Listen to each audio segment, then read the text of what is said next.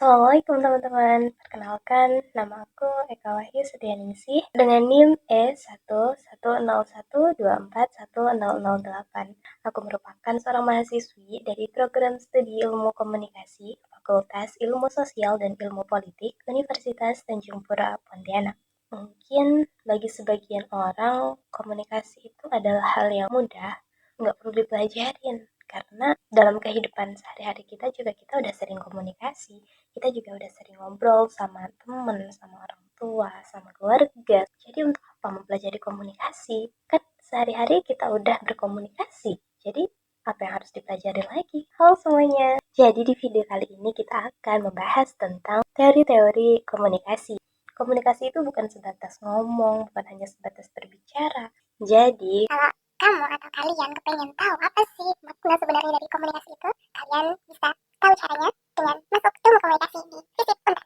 kita lanjut untuk membahas tentang teori-teori dari komunikasi ini. Aku akan terlebih dulu menyampaikan pengertian dari teori. Secara singkatnya, teori ini memiliki tujuan untuk mendapatkan pemahaman tentang sesuatu. Merupakan sebuah konsep atau sekumpulan ide atau asumsi yang saling berhubungan dan digunakan untuk menjelaskan suatu fenomena. Pertama, di sini aku mengambil teori interaksionisme simbol yang merupakan suatu teori yang menjelaskan bagaimana manusia ini dapat berinteraksi dengan simbol-simbol yang berada di sekitarnya. Jadi, apa sih contoh-contoh dari simbol-simbol itu? Yang pertama, ketika kita lagi di jalan raya, kita pasti akan menemukan yang namanya lampu merah, teman-teman.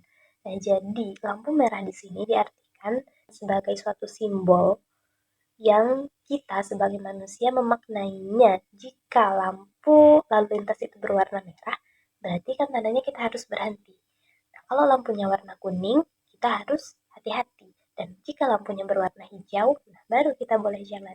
Itu maksud dari teori interaksionisme simbolik. Yang kedua, di sini aku mengambil teori penjulukan. Jadi, teori penjulukan ini merupakan suatu teori yang menjelaskan bahwa pemberian label kepada seseorang dapat mempengaruhi perilaku dan stigma juga identitasnya. Gimana sih contohnya? Kamu tuh jelek banget sih, pendek, kecil, hitam, hidup lagi. Dih, buat teman-teman hindari julukan-julukan yang negatif ya.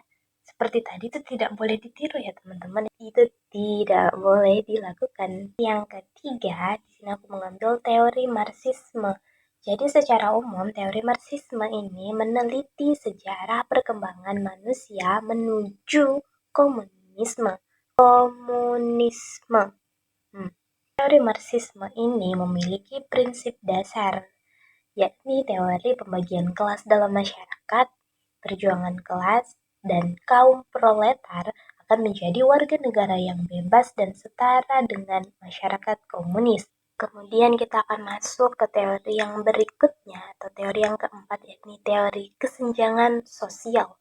Jadi teori kesenjangan sosial ini adalah kondisi ketidakseimbangannya tatanan kehidupan dalam masyarakat yang dapat terjadi dalam berbagai aspek kehidupan manusia, seperti ekonomi, pendidikan, digital, dan lain sebagainya.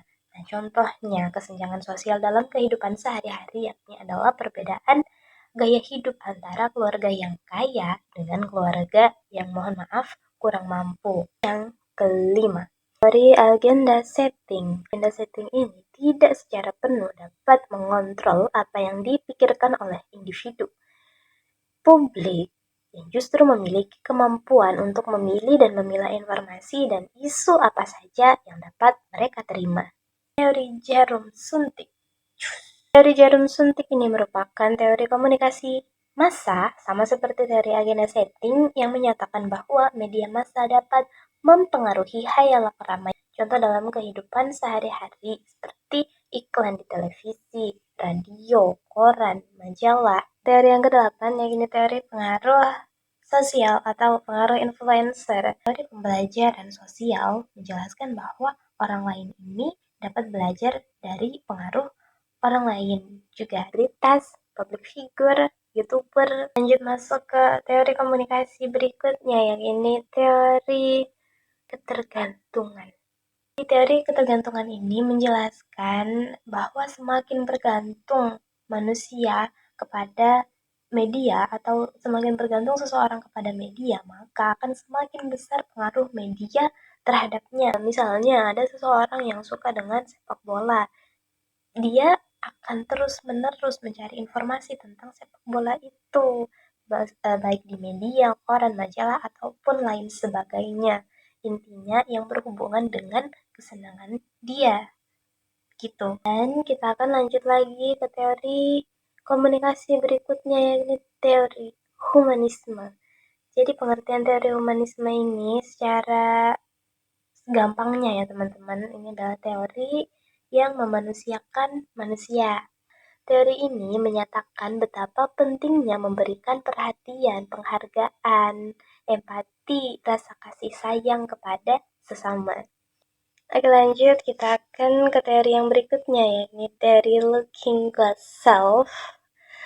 Looking Glass Self ini adalah sebuah teori yang menjelaskan bagaimana seseorang membentuk konsep atau citra dirinya ini berdasarkan penilaian orang lain. Teori Looking Glass Self ini juga biasa dikenal dengan teori cermin diri. Contohnya, seorang gadis yang dari kecil sudah dinilai cantik oleh keluarganya dan orang lain, maka ia akan selalu bertindak layaknya seseorang yang cantik. Kita akan lanjut ke teori pengurangan ketidakpastian. Singkatnya, teori ini menjelaskan bagaimana komunikasi dapat mengurangi ketidakpastian saat kita bertemu orang baru, seperti aku bertemu kamu. Nah, jadi teori ini menjelaskan bagaimana orang menggunakan komunikasi untuk mengurangi ketidakpastian saat berhubungan dengan orang lain. Teori yang berikutnya yakni teori informatif. Contohnya yakni ketika kita berbicara sehari-hari. Teori komunikasi yang berikutnya yakni teori komunikasi penafsiran sosial. Adalah cara untuk menganalisis dan membicarakan proses, peristiwa, dan komitmen yang membentuk komunikasi. Nah, contoh dalam kehidupan sehari-hari ini ketika kita berbicara dengan keluarga, dengan teman, rekan kerja, atau orang lain dalam lingkungan sosial. Kemudian ada presentasi atau pidato, wawancara, diskusi kelompok, dan lain sebagainya. Untuk teori komunikasi selanjutnya, teori komunikasi birokrasi. Jadi teori ini menjelaskan bagaimana komunikasi dalam organisasi ini dapat berjalan atau dapat dilakukan secara efektif. Contohnya dalam kehidupan sehari-hari ini adalah pemerintah daerah, seperti pemerintah kabupaten atau kota, rumah sakit dan sekolah, dinas kependudukan dan catatan sipil, universitas, serikat dagang, dan lain sebagainya dalam konteks keorganisasian. Yang terakhir di sini aku mengambil teori retorika, mempelajari cara menyusun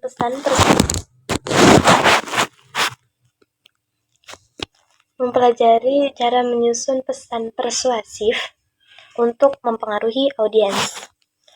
Contoh penggunaan teori komunikasi retorika dalam kehidupan sehari-hari ini seperti misalnya mengajar, menasehati, kampanye, pidato, orasi, iklan, advertensi, reklaim, dan berbicara dengan seseorang yang sedang tertarik untuk berkencan.